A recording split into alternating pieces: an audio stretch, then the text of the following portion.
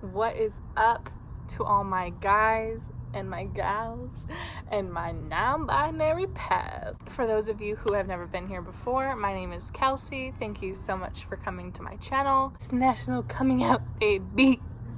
As you can tell from the title of this video, I am going to be talking about my coming out story today. I'm coming out. I wonder how many people have made that fucking joke or done made a reference to that song. What's that song actually about? Is that about coming out? Anyway, I digress.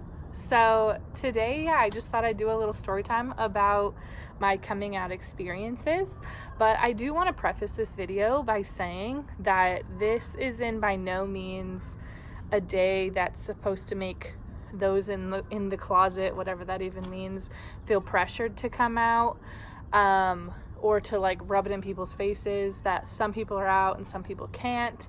For me, I always love to celebrate National Coming Out Day by just hearing people's stories and listening to the challenges and the successes that people have about their queer identities or whatever identity they refer to it as. But as much as I love to celebrate and listen to people's stories and think that it's a really good tool to amplify community, I do think it's also important to take that space to recognize that not everybody is afforded the privilege of coming out, whether that's because they can't afford it for survival, monetarily, so many different factors go into the idea of coming out, and to be able to live your full authentic self as far as your sexual identity goes. For some people, it doesn't make sense to come out in regards to their religion or their culture, their family upbringing. It's just not physically or mentally possible. And then there's the idea that, for some people, there was no coming out. They weren't able to ever hide it. For people who maybe identify as gender non-conforming or non-binary, they might have always felt, there was no closet for them to be in. You know what I'm saying? For better or for worse. That's just how they've always lived. I don't know that experience personally because I do identify as the gender I was assigned at birth. But that's a whole nother video. I did just want to put a disclaimer out there that this video isn't by no means a tool to pressure people to come out. I think it's also really important to remember on National Coming Out Day that it's not safe for a lot of people to still come out. I think in about 70 different countries it's still illegal for you to be gay. People are still getting killed for being gay. I'm not even necessarily talking about third world countries. In this country alone, there are still states where it is a fireable offense for you to be queer. Trans people are having their rights debated left and right in this country. Our current administration doesn't want us to exist, us being the queer community. Black and brown trans people of color, predominantly trans black women of color, are being murdered left and right. It's not, all rainbows and fucking shit and KY jelly up in here. It can still be very, very dangerous depending on the color of your skin, where you live, your family, your religion. All of these different intersectionalities come into play when you're talking about coming out. For some people, it is a life or death situation. It is still a very current issue. And so I challenge the allies watching to be active. I think that ally is a verb. I think it's an action. And I think it's important for you to do the work to see how you can support the community. And as a cis white female, I carry a lot of privilege myself, and I try to educate myself constantly on ways that I can be a good ally for my other queer family members. So I just think it's important to acknowledge that as well. Having said that, let's just jump into the story time. So, as with most queer people, at least from the people that I've talked to in my life, I think there was always this voice in the back of my head telling me that I was different. I didn't necessarily know what being gay or a lesbian or queer was at like 5 years old, but I've always remembered thinking women were beautiful. I've always been attracted to male identities as well, more so when I was younger, but I'll get into that in a little bit. But I remember being very confused growing up because and I actually, now that I'm thinking about it, I almost would justify to myself in terms of like coming to terms with my sexuality that I wasn't a lesbian because I still found men attractive. This is how I explained it to my younger self. And so that must mean that I'm not gay, right? If I still think that men are attractive. Like, I always kind of justified it as, okay, well, I'm not like a full-blown lesbian, but I don't think I'm straight either. So I grew up in a pretty openly like religious family. I don't come from like a very strict like Christian background. We used to go to church when I was younger, and my dad is much more religious than my mom is. But I didn't ever feel the pressure to like not come out, or like, I don't remember, at least from my family, receiving the messages that being queer was a bad thing. But somewhere along the way I did pick up those societal standards, because I remember in 7th grade I got a really bad case of lice, and as you can see with this hair, it's very curly and large and in charge. And when curly people get lice, it's really, really hard for them to get rid of it. And I probably had hair maybe around this length, maybe a little longer. And my aunt ended up giving me a haircut, and she cut off way more hair than I was expecting. And so it was really, really short. It was maybe like 2 or 3 inches long or something. And as most people probably would agree, kids in middle school are like terrible. We're literally like little tyrants. And so I remember being in middle school and being very made fun of for my new haircut. They would compare me to like the nerd of the school. Actually, I remember her name was Shelly. Hope you're doing well, Shelly girl. But I remember they would like associate me with her because she had really short hair too. And I remember people would like call me a lesbian, and something in society told me that was a bad word. And so I remember being like, ew, I'm not a fucking lesbian. So gross, right? That's like the first distinctive time I remember someone else referring to me as that, and me really wanting to reject it. And then as I got a little bit older and I moved to a totally different city for high school, I didn't date anyone all through high school. I was in love with my best friend at the time, pretty much all throughout high school. But he ended up actually coming out to me our senior year, close to the end of senior year. But anyway, he was the first person that I came out to like verbally and actually said it, but we were in college at the time, so I was 19 when I came out. And at the time, I remember we were at a basketball game or a volleyball game or something like that, and another classmate of ours that we went to high school with had come out as bi recently around that time. And I remember they were at the game and someone was talking about them and making a reference to like, oh yeah, probably that's why their friend is gay too, because they hang out with them, as if it's like something that you can catch, or like, ooh, I rubbed shoulders with that bi girl in the hallway and now I'm a lesbian. Like, because of course it works that way.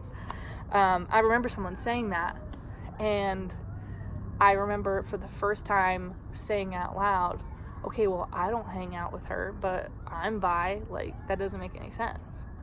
And I remember my friend at the time turned to me and he was like, wait, what? Because he had come out to me by that time, and I had never spoken to him about my sexuality in reference to being anything other than straight. And I remember saying I came out as bi to him. And then when I was 19, I started getting involved with this program called GSA, which at the time referred to Gay Straight Alliance. I think now it's called Gender and Sexuality Alliance or something like that. I signed up to be a mentor at their GSA activist camp in LA. And so I started learning all about the politics of sexuality and what oppression is and all the different sexual identities, and kind of being brought up to speed on the more politically correct aspects of sexuality and intersectionalities and white privilege and things like that. And I remember when I was filling out the application, one of the questions was, what's your sexual orientation? And there was 10 or 15 different answers. And so just out of curiosity, I started Googling some of them, and one of them was pansexual. I remember being with my mom when I was filling it out, and we were reading it together. And I don't know the textbook definition of pansexual, word for word, but basically it's being attracted to people regardless of their gender. And that felt like a really good term for me, because I had started to learn more about the concept and the truth of there being more than two genders. And so bi, means two, and at the time I didn't feel like I wanted to be limited to just saying I was attracted to two genders. So I started referring to myself as pansexual for a really long time. Now I identify as queer. I think it's just a nice umbrella term. I don't really put a number on the percentage of how I'm attracted to, the male binary versus the female binary. I like to just be attracted to whoever I vibe with. How California of me. But yeah, so currently I identify as queer, but I don't ever remember there being a definitive sit down with my mom being hey mom, I need to tell you something. The closest thing was when I was filling out that application and we were looking up what pansexual meant together. I remember just kind of saying, oh yeah, I think that fits me. And she was like, oh, okay, yeah, that's interesting. And I remember having conversations with her that have, repeated over the years about the idea that there's more than two genders, and trying to make my mom as PC as possible, because ignorance in my household, we don't know her. As far as coming out to my dad and the rest of my family, I didn't bring up the concept of my sexuality to my dad until I had my first girlfriend when I was 21.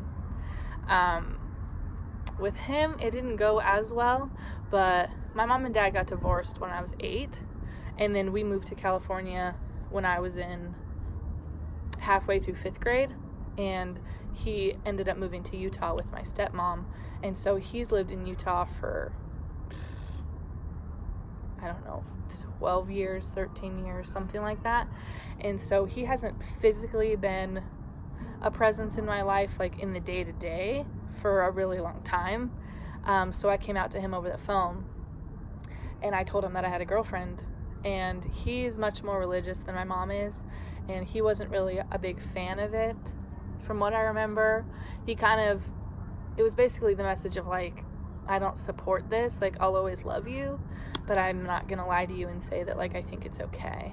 And I haven't ever really tried to convince him otherwise. I kind of don't feel the need to. I don't need his approval in my life, if that makes sense. And that's a privilege that I have as well, that his opinion doesn't affect my day-to-day life. And that's not to be nasty or be your opinion doesn't matter to me, but in actual reality, his opinion doesn't affect me financially, doesn't affect me physically. Really, the only time it affects me is emotionally. I remember at the time I was like, oh, that sucks.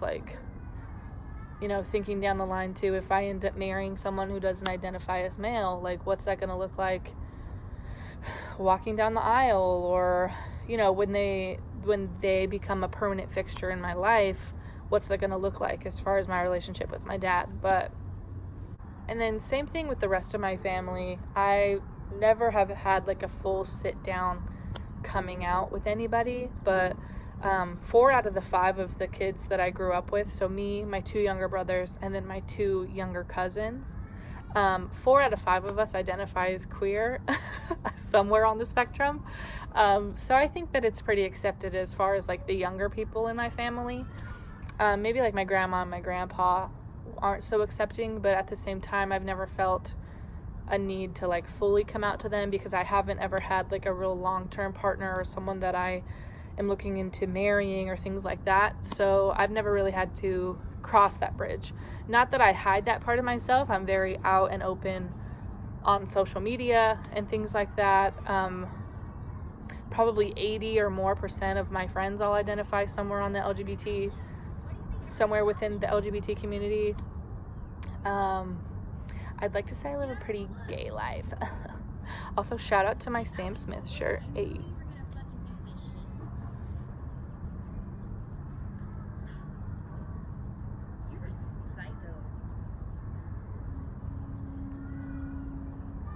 Where was I? Yeah, so that's the basis of my coming out story. There was nothing too dramatic or wilding out or crazy, but if you've stuck around this long, I appreciate you for watching. Maybe in the comments down below you can comment either someone else's coming out story that really helped you, or maybe you can talk about some queer organizations that you really like. Just leave a gay comment in the comments, and I mean gay in the most fabulous way possible. I'm sitting cross-legged on the ground. My foot is asleep. Alright, well, that concludes the end of my video. Please like, comment, and subscribe or whatever. And I will catch you guys next time. See ya.